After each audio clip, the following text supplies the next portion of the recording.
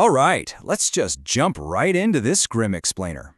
Today we're stepping right past the deceptive illusions of the kingdom. You know the ones, the gold leaf and velvet they always drape over the altars of high society. Instead, we're going to examine the jagged, raw, architectural bones of societal repression. Think of this as a deep dive, a dark study guide into a complete psychological containment system. It's a parable that perfectly maps out exactly how the human spirit gets domesticated and ultimately totally ossified. So, welcome to your syllabus. Our case study today analyzes a massive, terrifyingly rigid construct known as the architecture of fear. And to be clear, this isn't just some physical prison. It's a structural containment system engineered with one singular, obsessive purpose: to preserve the world exactly as it is. High society, which is ruled by the High Inquisitor, views absolutely any spark of original thought as a poison of dissent.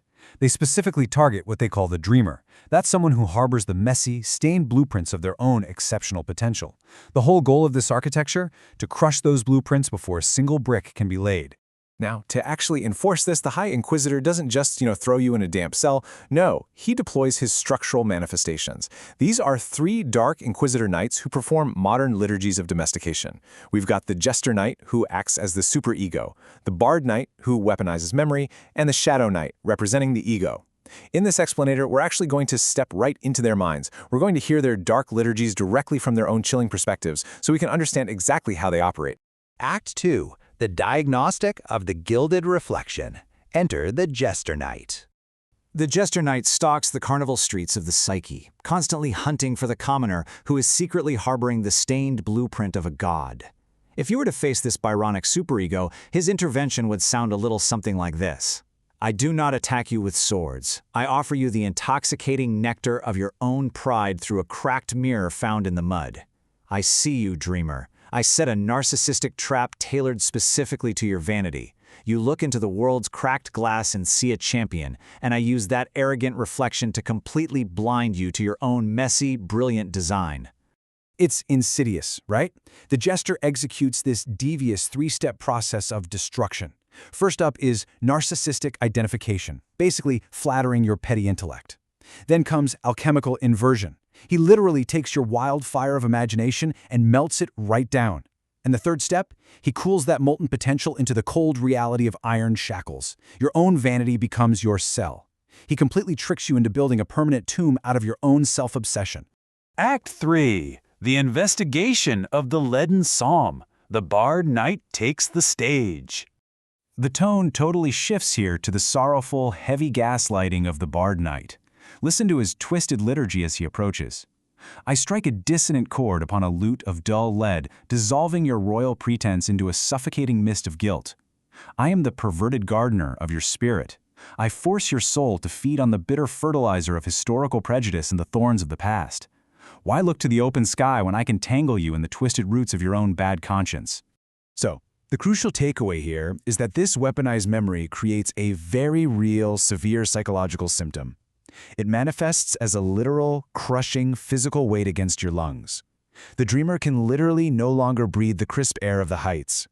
By acting as this perverted gardener, systematically pruning the deadwood of hope and ambition, the Bard Knight ensures that no vibrant branch of change can ever reach the open sky.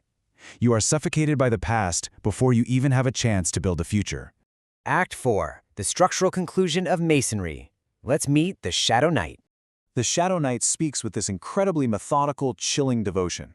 With my hidden trowel, I execute pragmatic repression. I prioritize the world as it is over your dangerous visions.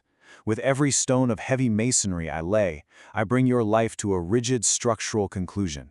I am the architect of the darkest masonry, and I will bury your heroic silhouette forever so that the palace remains undisturbed. And that brings us to the ultimate goal of the establishment. The Shadow Knight's Liturgy of Entombment is literally a checklist for total psychological immobilization. First, reject the world as it could be. Second, compartmentalize the chaotic poison of potential. Third, bury that creative spark deep within the ancestral vaults. The absolute endgame of all this heavy masonry is to extinguish the fire entirely, enforcing a complete and permanent stone silence. It's about forcing a mind to stay small forever. Act 5. The Evaluation of Chaotic Becoming. The Anomaly Emerges. But guys, imagine the sheer horror of the Inquisitor Knights in this moment. Down in the damp catacombs, expecting nothing but stone silence, a tattered ledger suddenly emerges from the dirt. It's a rough sketch of chaotic becoming.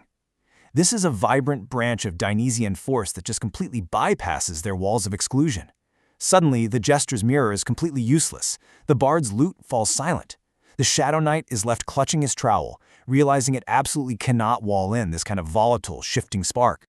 We are left looking at a stark, undeniable contrast between two opposing forces. On one side, you have the failing world as it is, represented by static masonry, iron shackles, and that totally useless relic of the Shadow Knight's trowel. But on the other side, you have chaotic becoming, the tattered ledger, a force that shifts and shatters like cracked glass, completely refusing to conform to dead, rigid lines. The establishment suddenly realizes they're sitting on a throne that is morphed into their own cage, just waiting for that chilling silence to be shattered by a roar they were far too weak to entomb. Because ultimately, life just cannot be walled in. It breaks the stone. To summarize the final lesson of this case study, the true transmutation we should be seeking is definitely not the jester's alchemical inversion, turning fire into iron shackles. No, the real goal is the transmutation of the bard's dull lead of historical prejudice into the heroic steel of modern myth. The tattered ledger proves, without a doubt, that the messy, stained blueprints of the human soul are vastly more powerful than the gilded velvet and the fear-based architecture of a rotting kingdom. Which brings us to the ultimate question of our study guide. Will you allow the sentinels of stagnation to just keep pruning your dead wood until you accept the stone silence of the ancestral vaults? Or will you embrace your stained blueprints, dissolve the very foundations of the architecture of fear, and shatter the glass? The choice, dreamer, is entirely yours.